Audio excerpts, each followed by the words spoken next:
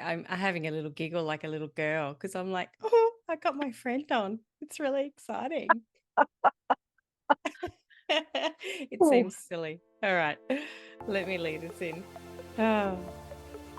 This is the Reflector Reflections podcast. My name is Annie. Join me as we journey around the world talking with fellow human design enthusiasts, specifically reflectors, as they experiment and navigate their unique design. Today's beautiful conversation is with Mac.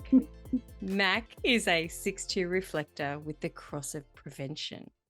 And she's an artist, a soul guide. And you know what? She's become a dear friend to me online. And it feels like forever since I've known you, dear Mac. And I'm like giddy as a little girl.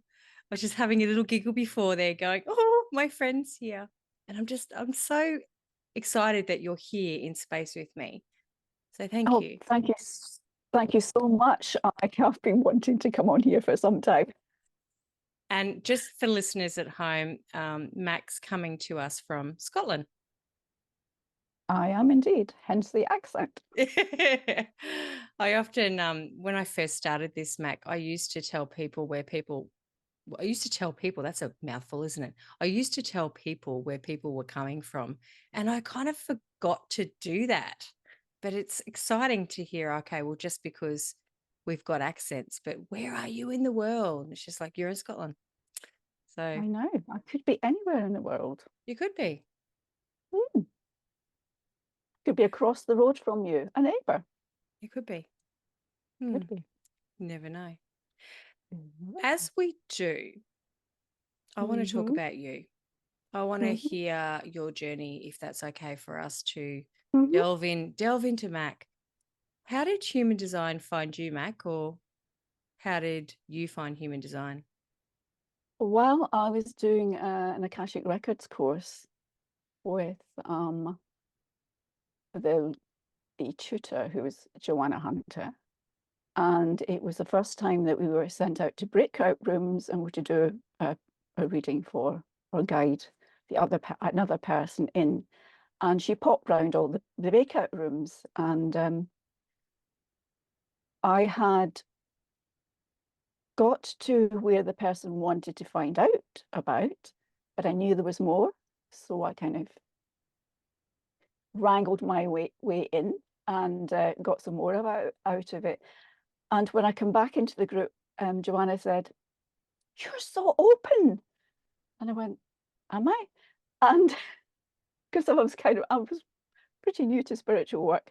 And she said, she asked me a few questions. I went, yes, yes. She said, "I put money on it. You're a reflector." And I went, okay. So I looked up reflector, 1% of the population are typical. I had to be different. And since then, I've been dipping in and out as my curiosity has been ignited, that and the gene keys, kind of just dipping in and just seeing. And that's how I explored my human design. Yeah.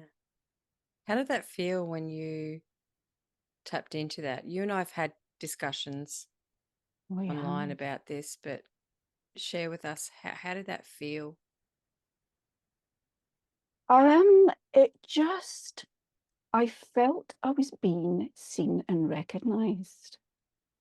I've been so misunderstood, so pushed into the edges, not listened to, um, and yet feeling all the feels of what other people were feeling.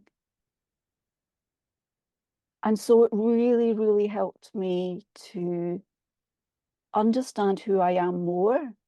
But who I am is so varied, even in this lifetime. And if I look at past lifetimes, so many. I have been so many things, and it's like, well, I'm just kind of me, but I have a tether to all these things. If you ask me who I am, and although I say I'm an artist, I see art as encompassing everything. Yeah. It's not just fine art, sculpture, it's dancing, singing, it's how we view the world, how we sing, how we do our tasks in life is just everything. So Yes. for me, artist is just open, and soul guide as well. We're all souls, so you know. It feels like that sometimes though, like when you tap into this, like as you were saying there, when you found it, it was just like this moment. But it's this remembering. And did that feel like, I know that you've just mentioned before, past lives and stuff like that. I know for me, when I talk to people on this podcast and I say, did you take a journey back? I don't just always mean this life. I mean many lives. And Oh yes, yeah, many lives, and I've been many different things. Amazing. Yes, yes. Do you want me to say what I've been in different lives? I'll why just not? share that. Okay, okay. So I've been a princess, Yep. priestess, a prophet, a shaman who is also a seer and can speak to the dead, a medium, a herbalist. I've been a murderer, a rapist. I mean, it's not all good. I've been killed because of my difference. I've been ousted from tribes. Oh, been tons of things. Oh, me too. Absolutely tons of things. Yeah. Do you know what? When I was younger, this is a real segue here. When I think I was about 23, and I had this woman kind of in a way indoctrinate me into Reiki or a form of energy healing. Actually, it wasn't Reiki, it was a different modality. And one of my first past life rememberings was of this woman who was all like fluffed up. I imagined it was about, the 1400s. And and she'd walked in and this man was all like carrying on, and he was really upset with her, and he pretty much like beat her up, for lack of better words. Essentially, that's the short of it. And I thought, oh, that poor woman, that must have been me. No, it became very apparent that I was the male. And that was my first real past memory into the fact that, oh, we're not all angels and we're not always We female. know exactly. Yes, I've been males too. Yeah. But the very, very first record, because I went back to the very, very beginning, Yeah. and my first record was love and compassion. Mm. And those are two of my values that I hold dear and do my best to practice in my human self. Yeah, daily. It's a trip. But this It's amazing lifetime, trip. let's I know I can get carried. I'm like, oh, but all these other things. I know. But finding human design for Mm-hmm. you, 6-2 reflector, Mm-hmm. there must have been met with this. Did you do the traversing back through your life and going, Oh I yes. can see it now? Yes. Yeah. Can you share with Yes. us that experience? Well, let's say I was brought up in a dysfunctional family, and all of my parents are manifesting generators, both defined solar plexus, emotional center, and my siblings, apart from one, have emotional centers defined and are generators. And then you have a me, a reflector.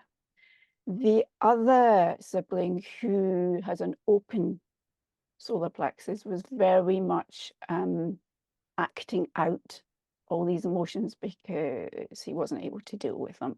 And I took them in, an occasional bursts out of, anger or rage. But he was really doing risky, things as a child. I mean, he's got 9 lives. You say cat has 9 lives, he has 9 lives. And that's how he lived his life.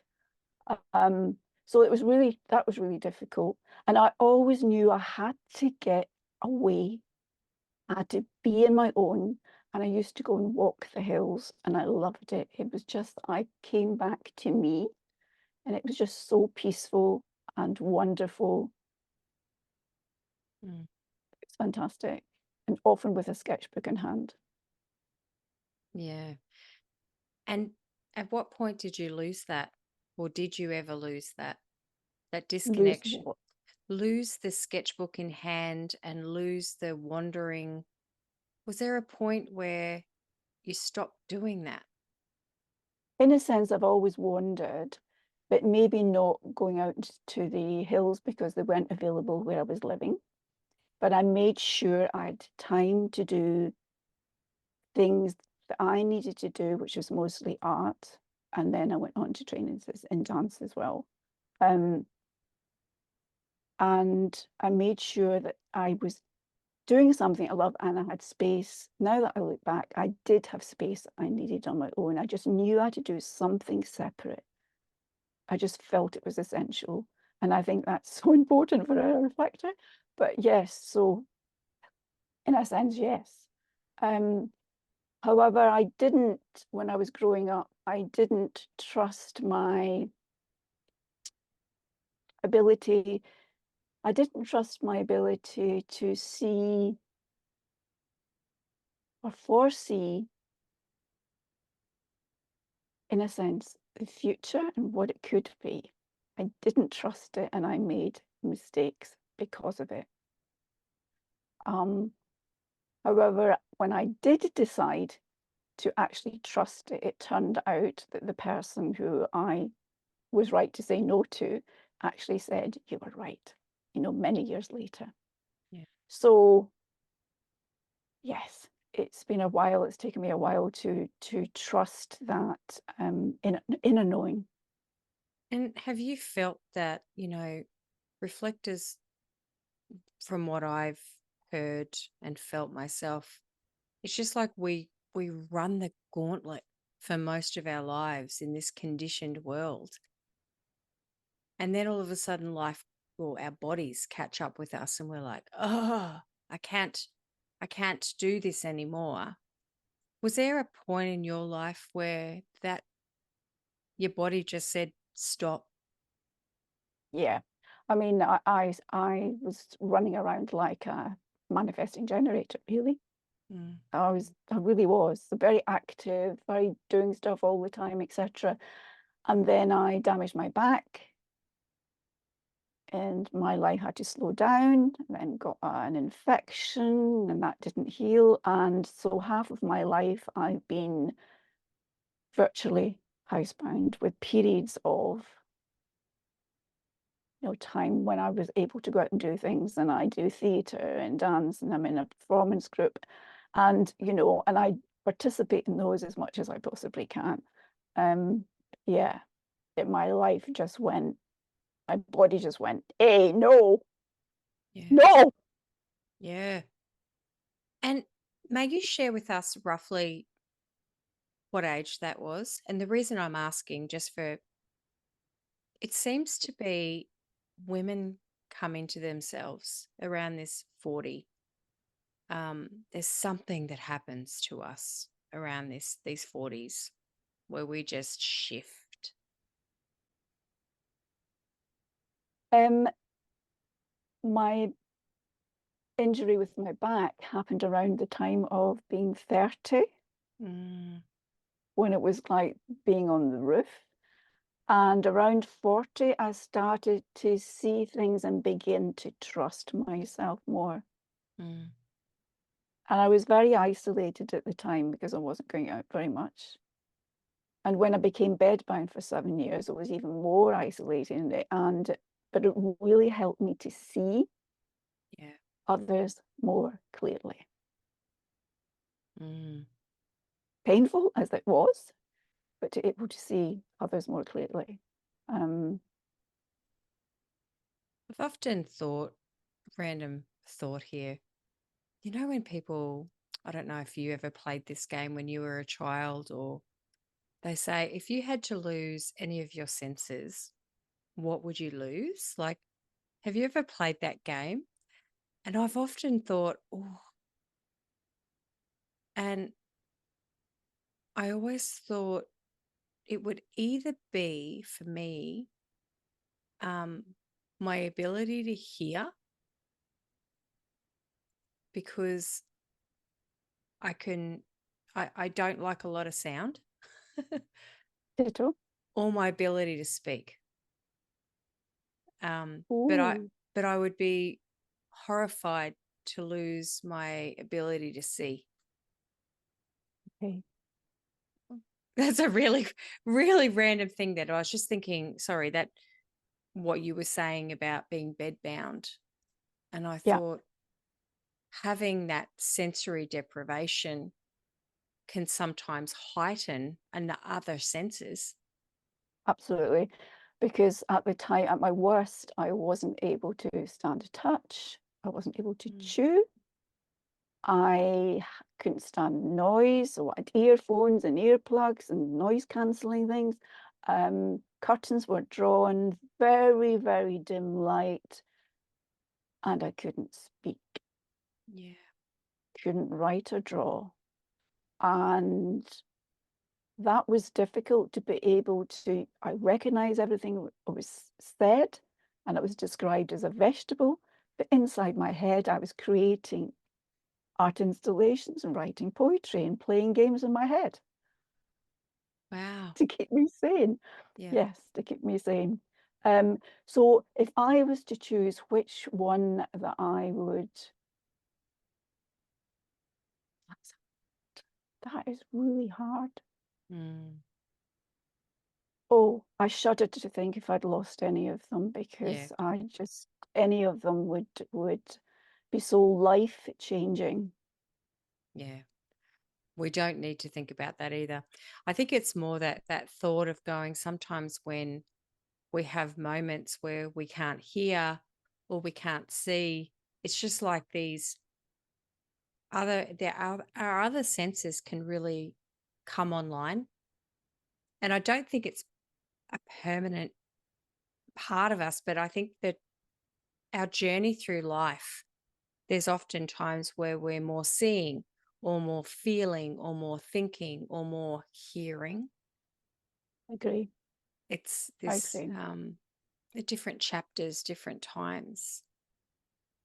So yeah, the only reason I asked again was because thinking about you being, incapacitated there, it just, as you're saying, like it allowed you to journey just through boredom through these parts of your mind. And do you feel that enhanced your inner sight? Yes, and trust it more, Yeah. and really trust it more. Yes, and trust it more. Yeah. I think I've always been psychic and I've always been a medium, but I haven't realized it. I just thought it was normal. Um, I had an experience that I think is relevant to being a reflector. Is when I was doing an art therapy course and we needed to do experiential workshops. And we had different therapists, art therapists coming in and showing us their way of doing it. We had to experience it. And I remember painting all these paintings. It was usually paint. We did other materials as well, but it was mostly paint. Painting all these paintings, really crying. But before I started, I would go, I want to be really open. I know there's stuff I need to deal with, I want to be really open to sort of get them out. It's just emotional wreck. And I kept creating all these pieces. Then that went on, and I would only show one at the end. And sure, it had the same image as somebody else in the group. You just thought, oh, well, that's okay. And then one day I just said, I'm painting all these paintings. I'm going to show all of them. And if there were 9 people in the room, I did 8 paintings, and each one had an image of every single person in the room, including the therapist, because she did a painting too. That didn't shock me. What shocked me was, where was I? Yeah. Where was Mm. I? That was a course and a half. Have you found her yet? I know there's a fundamental me there, but trying to describe it because I'm so many different things, I find it difficult. Yeah. Yeah. Do you feel that? I do. I don't, just when I think that I've figured out who Annie is, she shifts. And I'm like, God damn.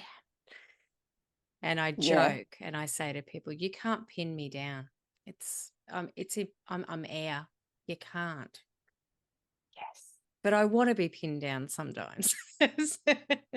Yes, it would be nice just to settle down for a little time. And oh, that's another thing about settling down just for a little time. I always felt my life, I've been in the liminal, the in between space. And then when you learn about the transits, and particularly the moon transits, which I find really affect me the most, and it's like, no wonder I've never settled enough before.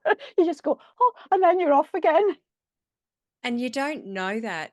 I'd love to hear your experience on this because when I found human design and I sort of settled into the experience or the experiment, I'm like, okay, righto, here's my trusty notepad and I'm going to write these things down. I'm here. Righto, gate 62. Here we come. I don't know about you, but how did that feel for you? Like, have you done that kind of tracking? Oh, well, I have. Yeah, I know, And yeah. it's kind of like, it's like, okay, at some point I thought, oh, I'll do the tracking. And I was jotting down how I was feeling. Now, because I don't have a lot of energy most of the time, I was like looking for, oh, generator days, that'll be brilliant. I have some energy. Nope. Did I feel any different? Nope. So I was really disappointed. Okay, what am I looking at here? What am I looking at? Um, yeah, and I was kind of like, so that went on for a while, and I went, okay, I'll just look at it differently, and I'll look at all the transits. That was too much. And I just went, oh no. Then I'll take it to the moon. And that was, I needed to kind of like have the moon, sun, and earth, and just to kind of play around with that to see what's most significant, because they're the one that changes the most. And it's the moon in certain gates, like the last two gates that really affected me was the 47 and the 48. Well, the 47.4 or line 4 in the gene keys is my core wound and vocation. Transmutation. And so I explored the records with them, and I thought this is going to be deep. And it's also rejection, which I've experienced personally in my life. I've rejected other people, people have rejected me, and I have been rejected in my past lives as well. And I thought, okay, so I had this wonderful experience because I'm doing a second Akashic record course. And the person who, excuse me, did this journey with me, she also did the previous course that I done. So we were able to go into the records, whereas some of the other ones are not. So we were into the records, and it was amazing. And not just for me, but she has the 47 as her son and her life's work and the gene keys. And it was like so many things that were, reflecting back and forward. It wasn't just about my reading, but she was, having some amazing things. And she was like, and I was like, Sometimes yes, you can't make this shit up, can you? you cannot. It was amazing. It Yeah. was amazing. I love the And basically, Akashic records. yeah, they are just so good. But I think there's certain things that you can find out for yourself, but sometimes you need somebody else to see because we have blind spots. Yeah. Yeah. You know what? And you saying that, that's very much how it feels for me to sit in space with other reflectors. I have, in the last 3 years, had so much growth from my person just by sitting in space and having this podcast because I get a mirror looking back at me and going, oh, Annie, it's constant. And I feel like I've kind of cheated at life in a way. Sometimes that sounds a bit silly to say, but it's like, oh, just by finding out I was a reflector and having these, like yourself, sitting in this energy with me, it's giving me, I'm giving to you, but you're giving to me so much more. So I feel like it's a cheat because it's like, just by doing this podcast, I get to grow as a person, and it feels wonderful. Um, and I was talking with Britta, and I know that you know Britta because she's in the Akashic Yeah, as well. I know. And I was sort of saying to her, I haven't really delved, excuse me, dropping my mic. I haven't really delved much into the Akashic records a lot since doing this podcast because I haven't felt I've needed to. I feel like my beautiful reflector friends and family have given me this journey. But she, when I was reconnecting with her, she, intrigued me again to step back in. So, yeah, it's been fun to just explore that, especially reflectorism in this Absolutely. space. Yeah. So have you experienced it? Have you both done your swaps yet? Yeah. No, we haven't done our No, swapsies yet. you haven't. No, Well, no. I've taken Britta in, and I just need to do my availability so that she can take me in. So that was good. Yes. Yeah. I think, yeah, there's just something in that openness of ours, which is very, I'd love to hear your thoughts on this as well. Okay. But it's energy for reflectors being so open. It's like it's just more readily available. And when we can kind of like let the world outside of us go, there's more accessibility. And so there's more messaging that can come through. And I think that's a part of being the reflector Uh, when they sort of say that program. Yeah. yeah, I totally agree.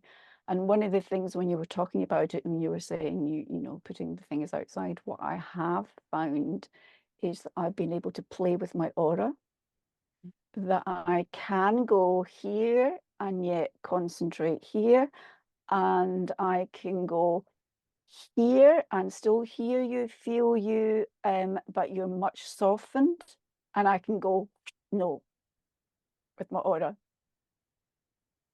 And I'm so glad I've learned to do that, and that's through doing an empathic course, about being aware of your aura, which is so helpful as being a reflector. Yeah. Have you felt that's just being also able to mitigate amplifying or absorbing a lot of that energy? Like when you're around people, is that one of the tools that you use to be able to go, no? Yeah.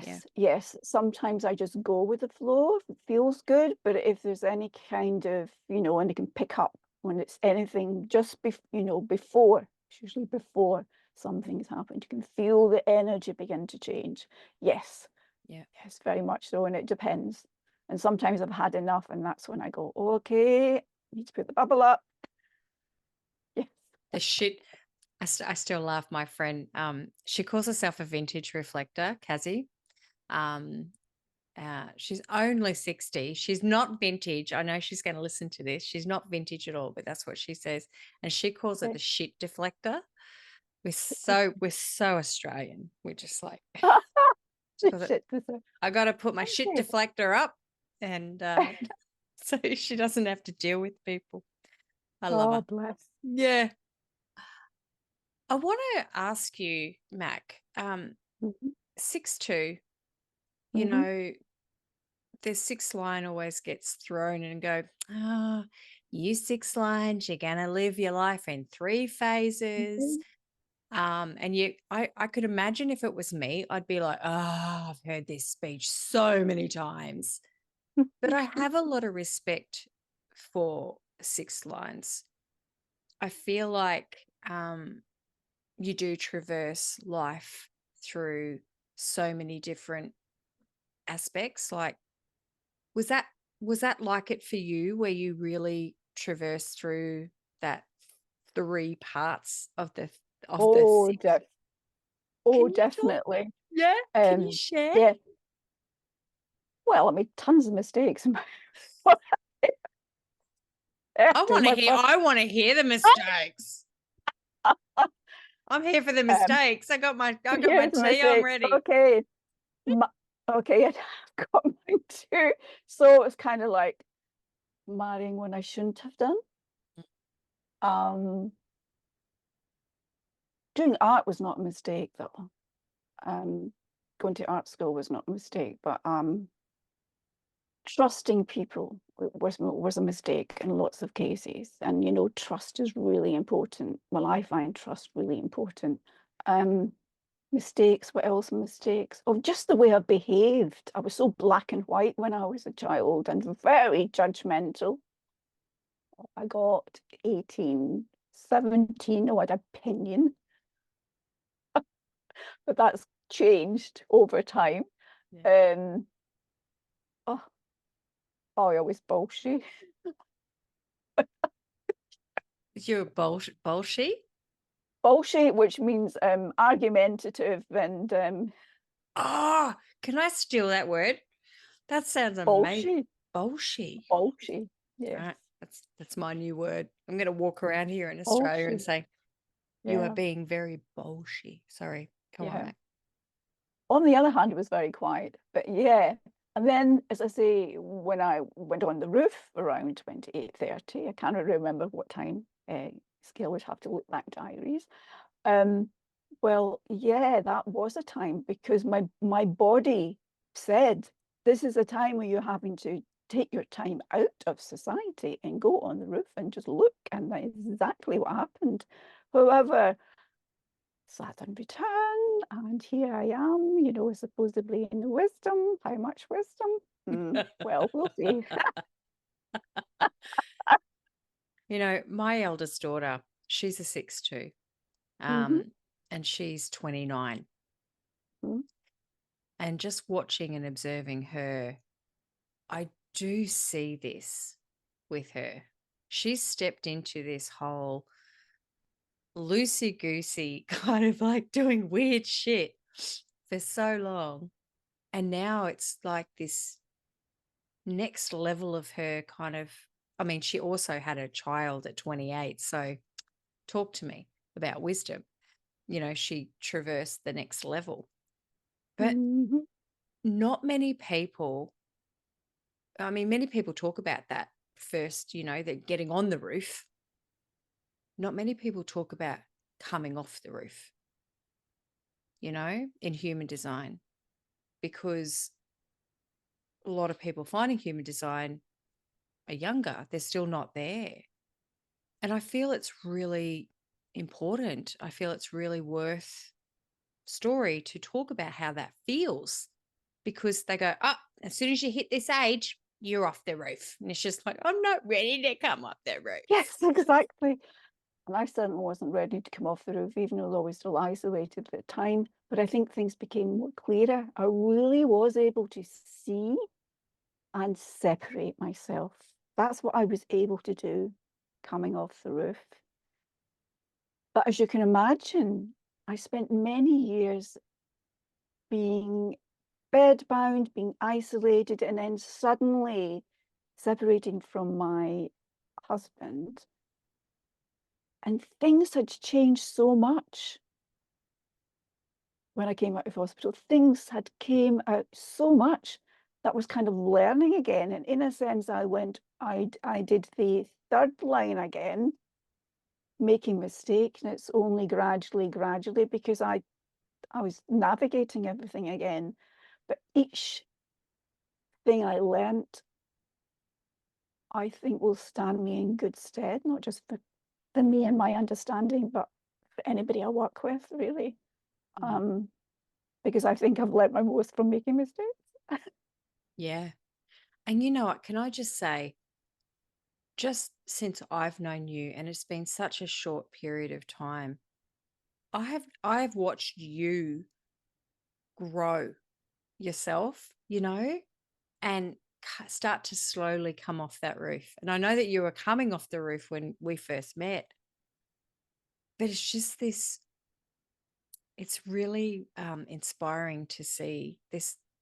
It's like this energy just is in you, and it's kind of like building, and this light's building as you start to like slowly descend the stairs.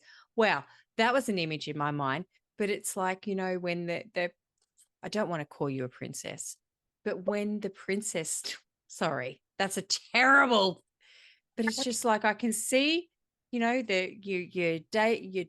debutant, you're walking down the stair, back down the stairs, and it's just like this. I don't know. Sorry, I can see it, but it's just I wanted to give you this moment to just say, As soon as you said it, I saw it as well. Yeah. yeah, Yeah, it's kind of like coming back down, and I'm going, okay, so what's here? Okay.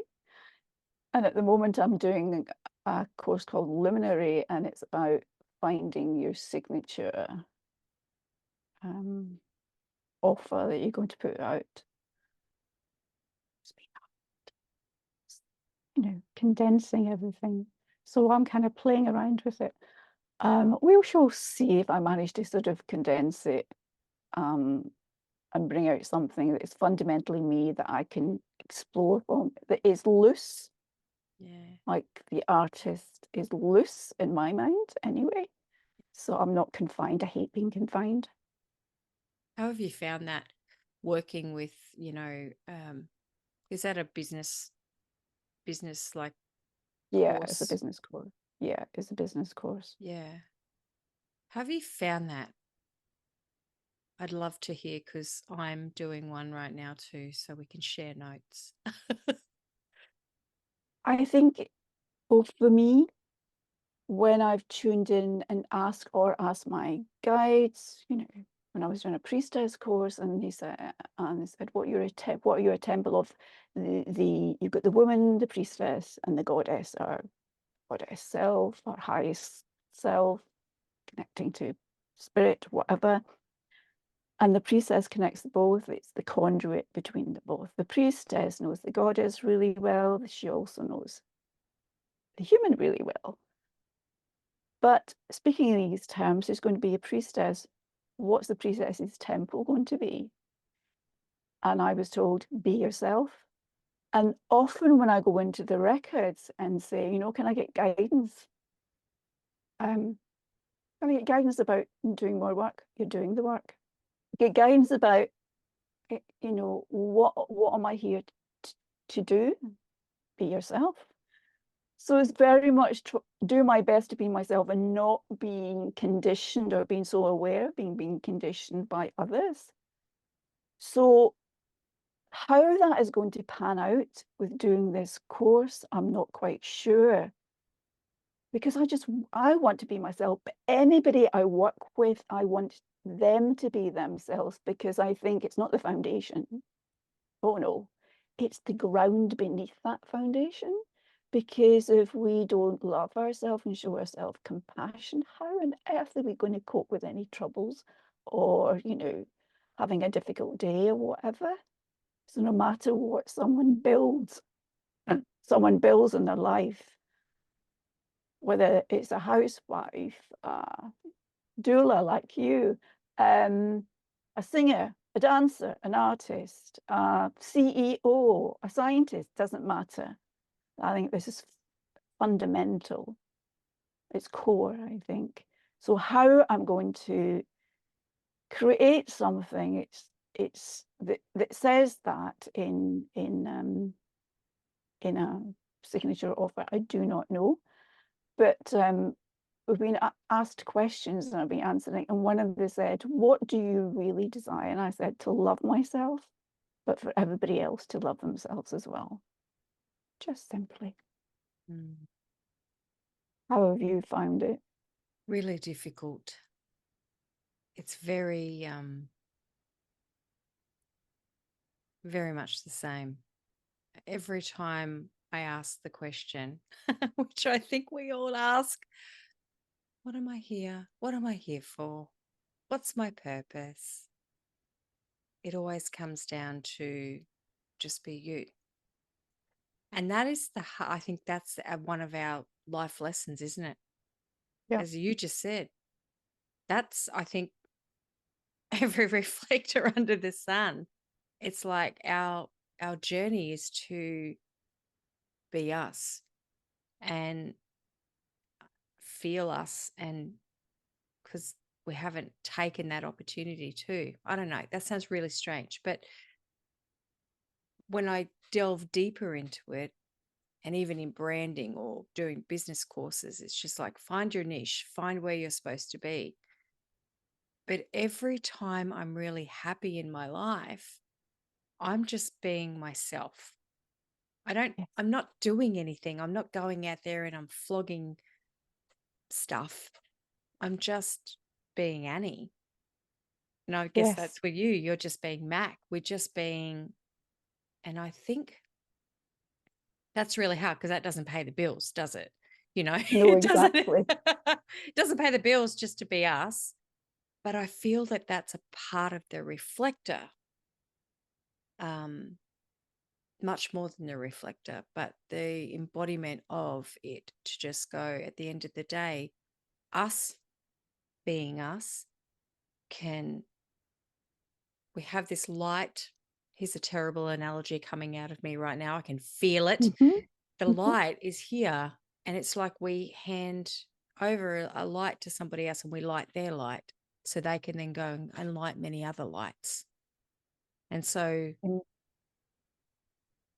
we're just continually like lighting people up in different ways. Sometimes people don't want to be lit up, but they are anyway.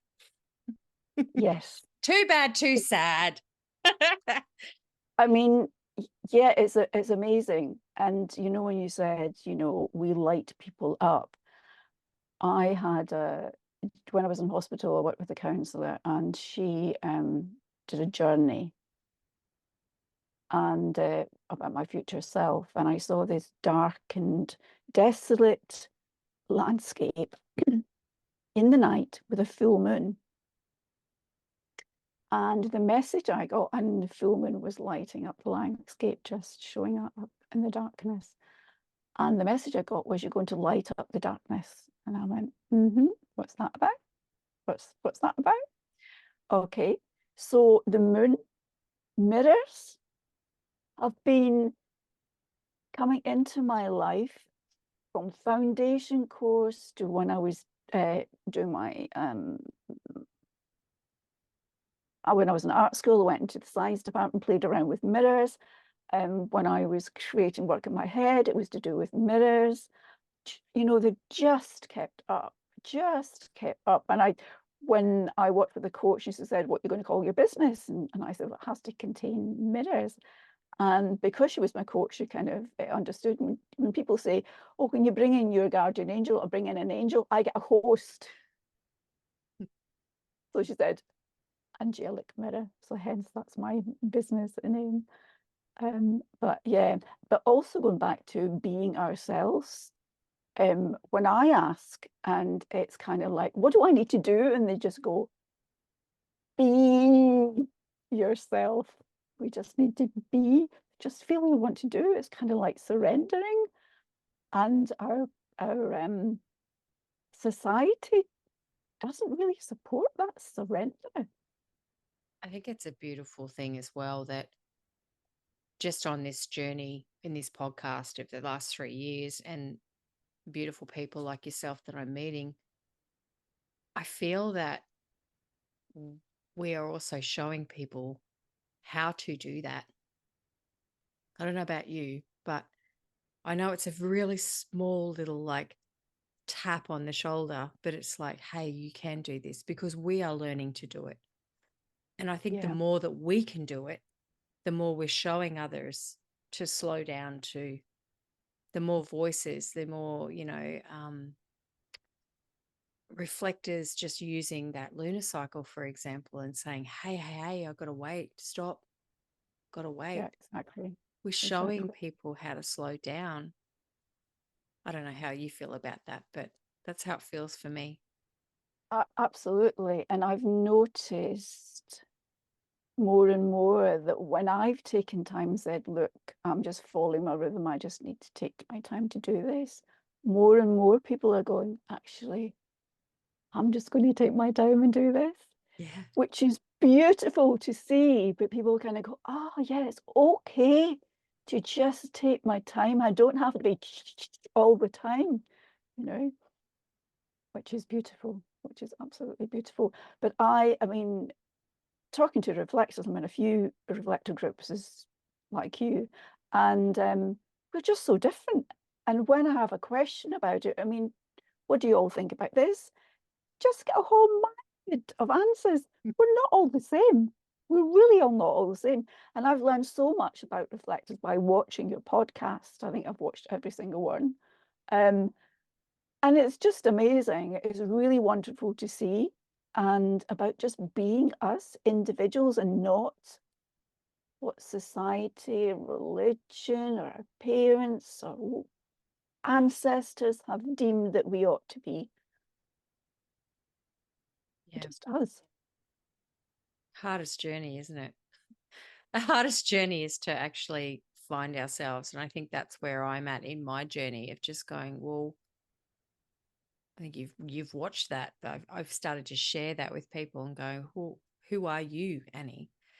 And I think that's the biggest question we often ask all ourselves. Every single person asks themselves, like, oh, who am I again? Like, Yeah. who am I? Like, if I'm not this or I'm not that, and you tell me I'm that, who am I? And it's one of the greatest love stories. Maybe not a love story. That sounds, romanticizing it, but it's Mm. the greatest journey that we can take. And even that, like watching all these other different reflectors in all the different spaces, and people can sample me over the last 3 years of how much I've changed. I'm still me, but holy Yeah. shit balls, you look at that. You look at that different change that I've gone through. And it's like we have to change. We can't help ourselves. No, I know we just can't help. And it's just kind of like, and it's allowing ourselves to change because it's the unknown. And that's not always easy to navigate. And trusting that trusting that, it's going to be okay no matter what.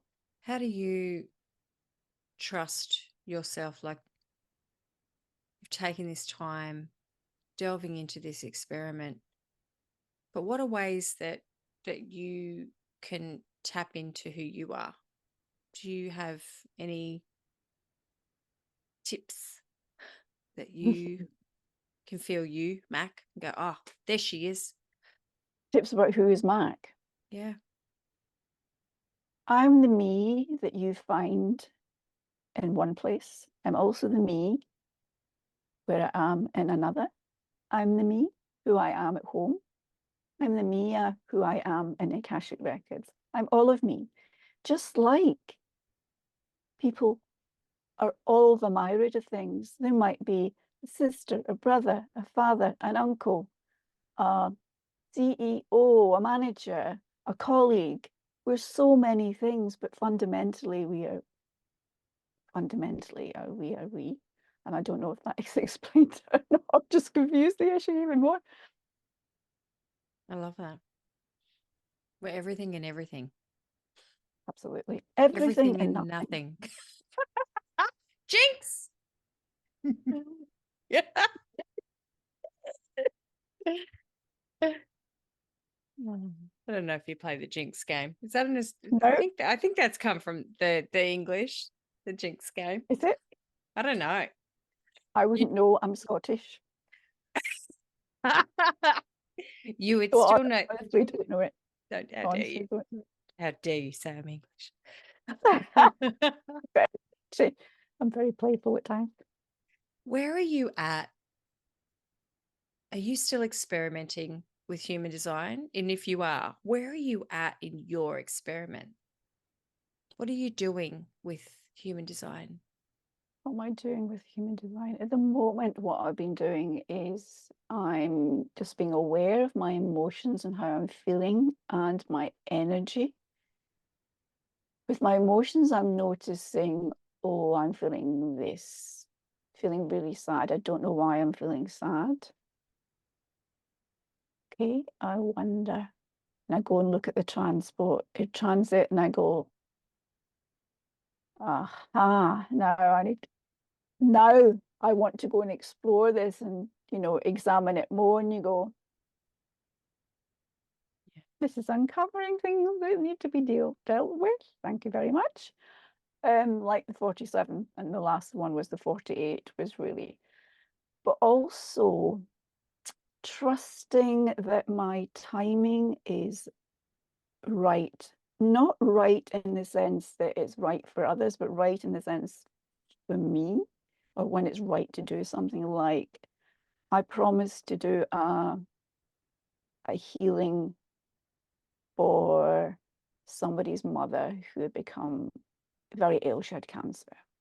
And I put it off, and I was questioning myself, am I procrastinating here? Why am I not doing it? Just trust, just trust. And then one evening I said, I just knew it was time to do it, and I did it. And basically, it was the night of her death.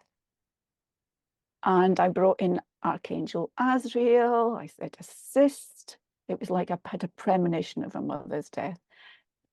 Assist, etc. The person I'm speaking to has approved me talking about this and sharing it. Just to let you know. And she had had a smile upon the live at or her mouth. Everything was peaceful. They saw light on the ceiling, and I felt I was like a lighthouse.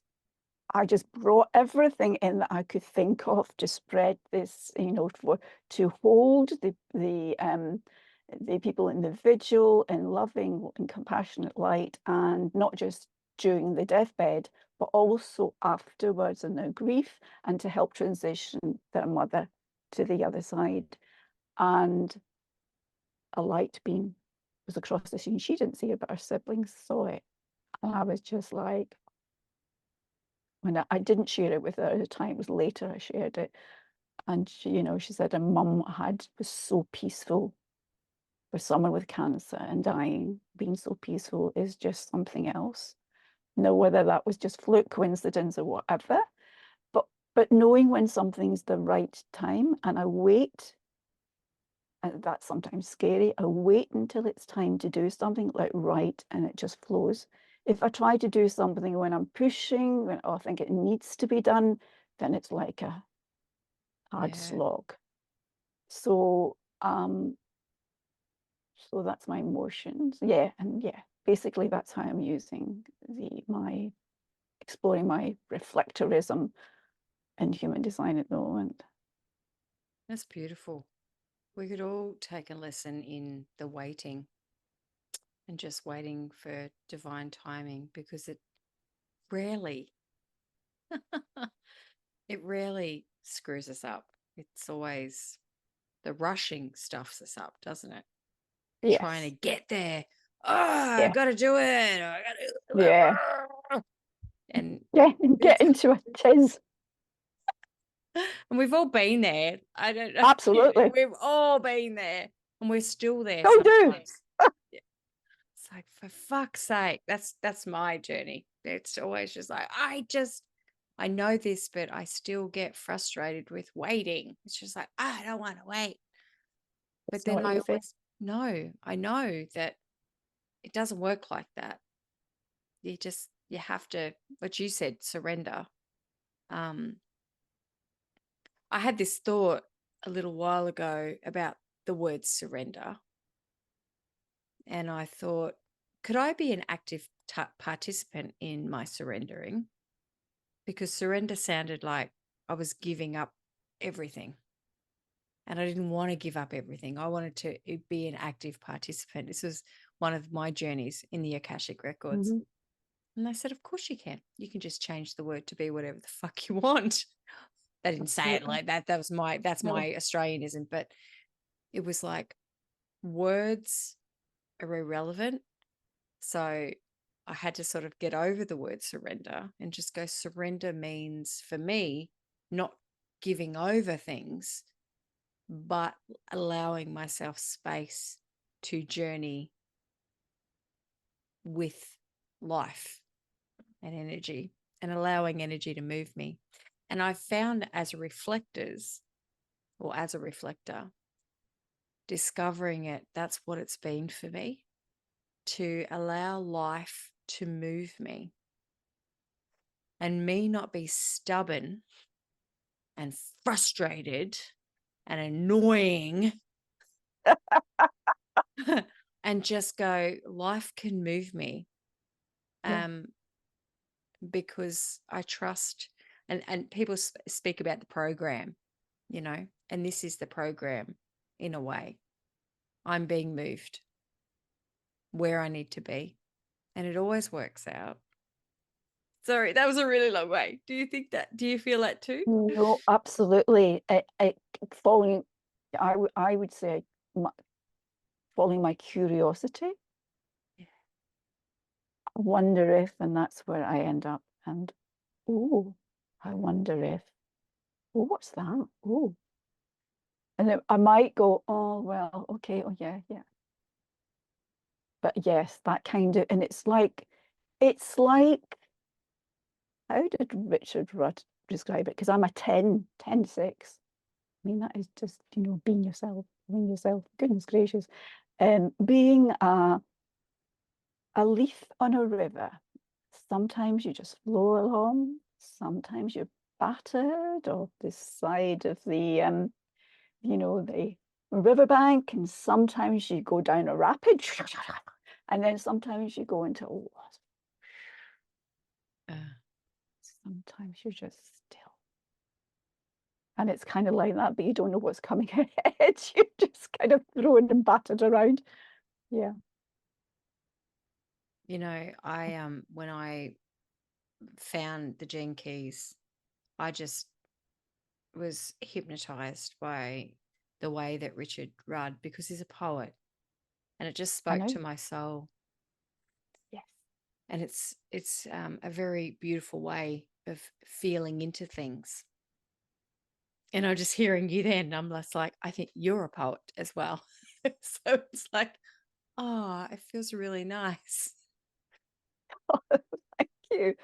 Yeah, I find, when I'm exploring a gene key, if I want to explore it more, I look into the human design gate. I look into the gene keys to explore it more, and you see a lot of your shadows.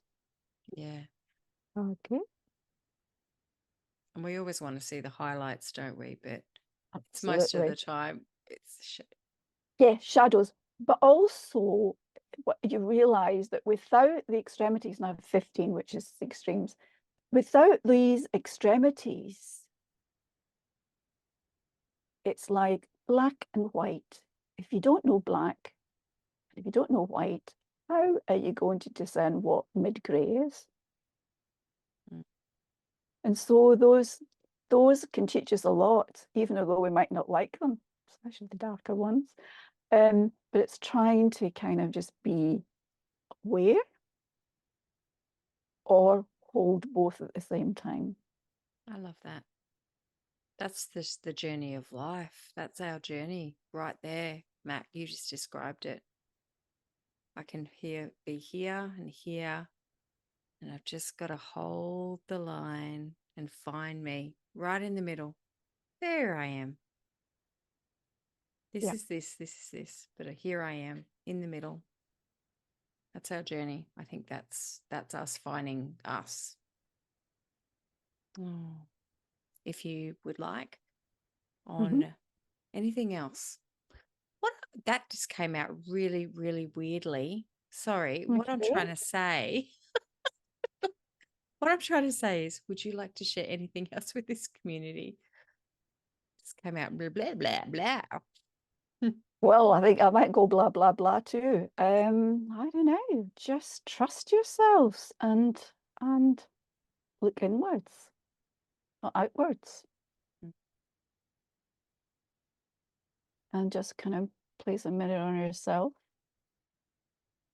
And I know that there's things that you see you might not like,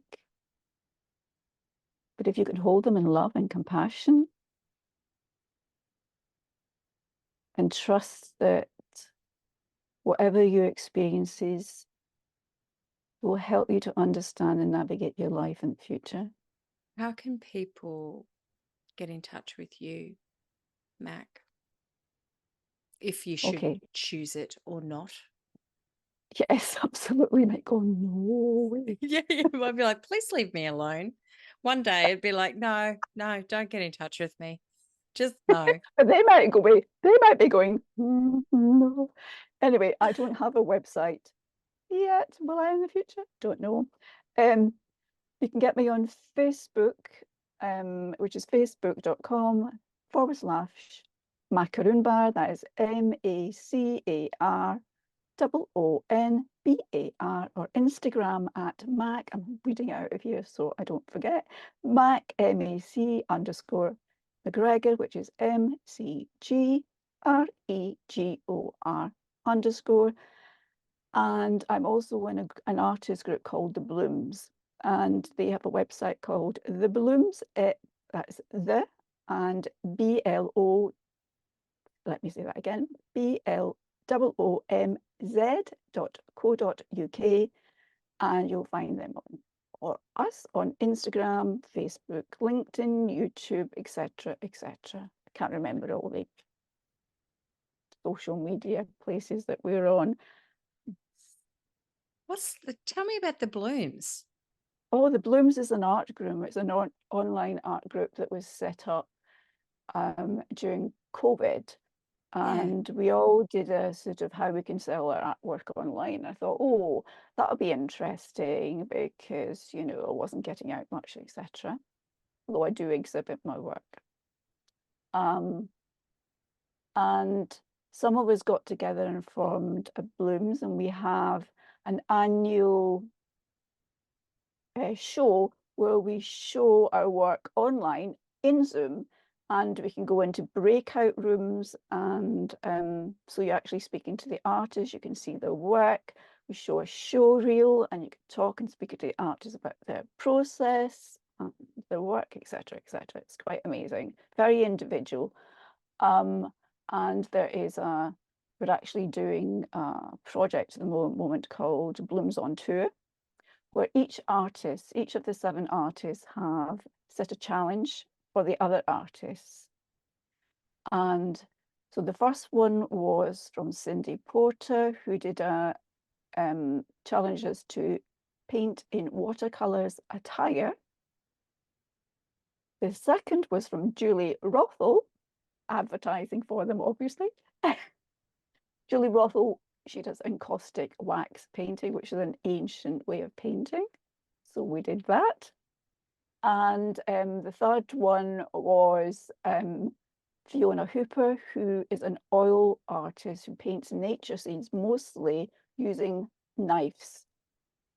That was the last one. And I can't explain what the rest are going to be because they've not been revealed to the public yet. But you can find us on Blooms on Tour on YouTube. Oh, I love that. Yeah. And that's been a huge part of your journey for the last few months, hasn't it? Exploring that. And Yeah, what's it has. your art like?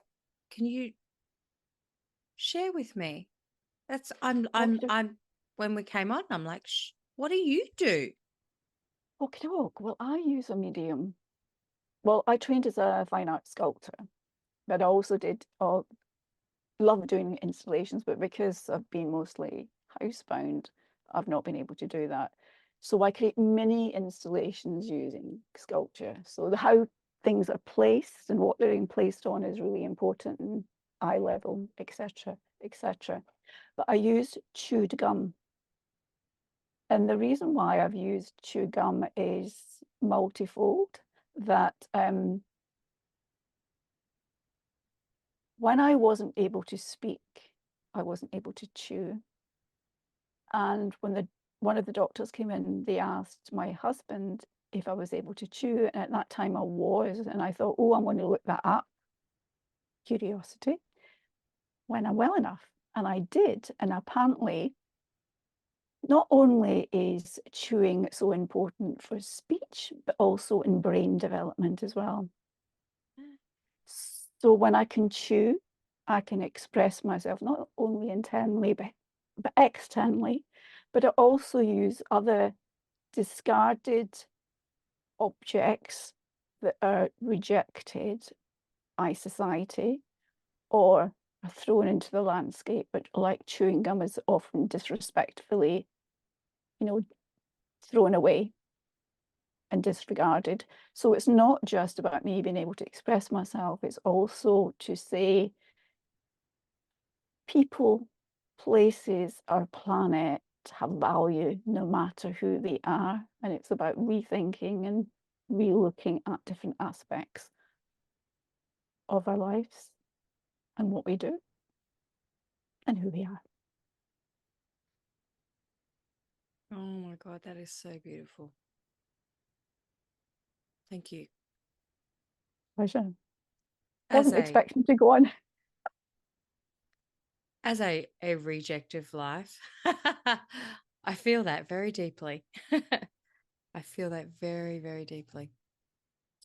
Adopted person, as myself, often have struggled with that rejection aspect. So they're thrown away. And I'm just like, oh my gosh, there's art made of pieces that are thrown away. And And I'm of course, looking at them and I'm like, I love that. yes. And also pair them up with things that are deemed valuable as Yeah. well. Not always, but yeah. But also that my core wound is rejection. Yeah. And I didn't know that at the time. Just amazing how you work unconsciously about things that are important. Yes. Yeah. Very much so. Well, my core wound is constantly starting things and never finishing them, which I think is about my birth. My birth was, I wanted to start this life, and then it was like, nope, I'm out, I'm done, I'm out. This is terrible. So I didn't want to finish it. So I just kind of just meandered. But it's, it sounds tragic, I know, but it's not. You just think, this actually life is a beautiful experience. Now that you It, can get over yourself. Mm. but it does have a massive impact on us and how we view the world. Though. It never goes away. We might see it from a different perspective. But Yeah, it does.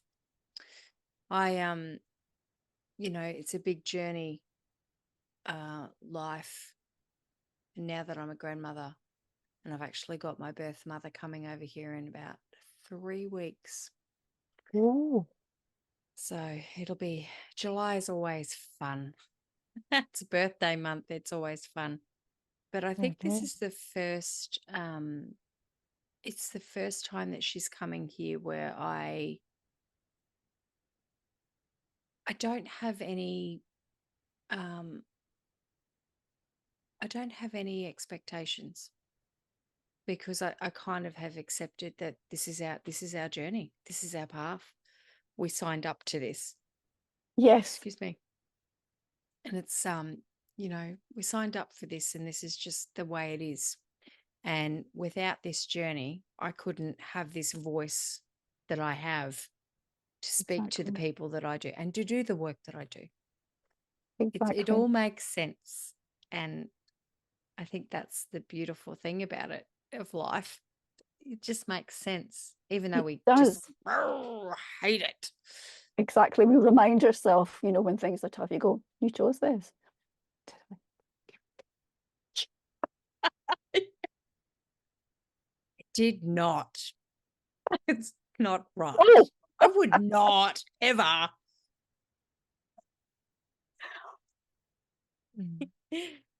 But we did. And so now you we just certainly did. put on our big girl pants and we brush our hair and we get on with the day As best we can.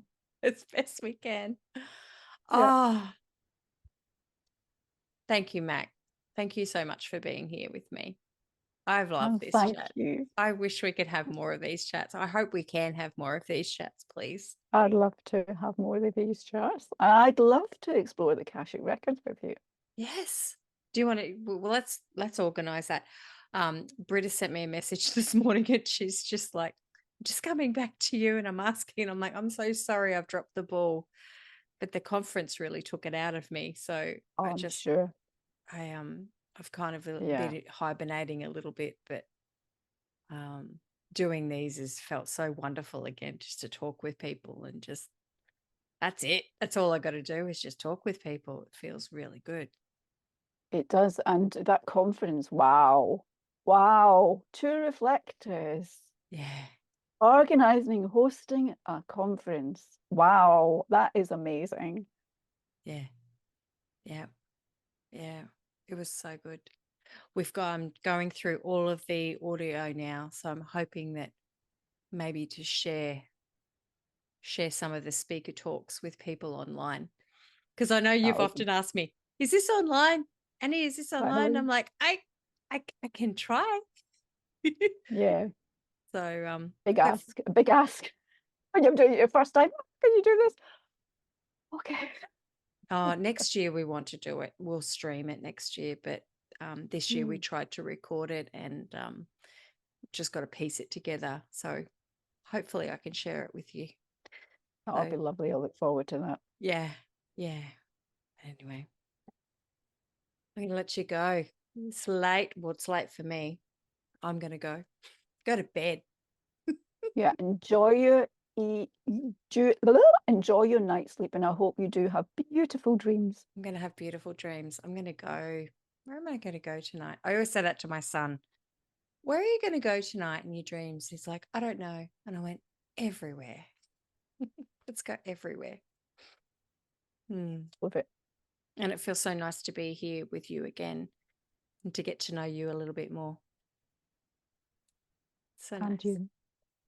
Thank you. Thank you. Yeah. All right. All right. Good night. Good night. Good night. Good night. Good night.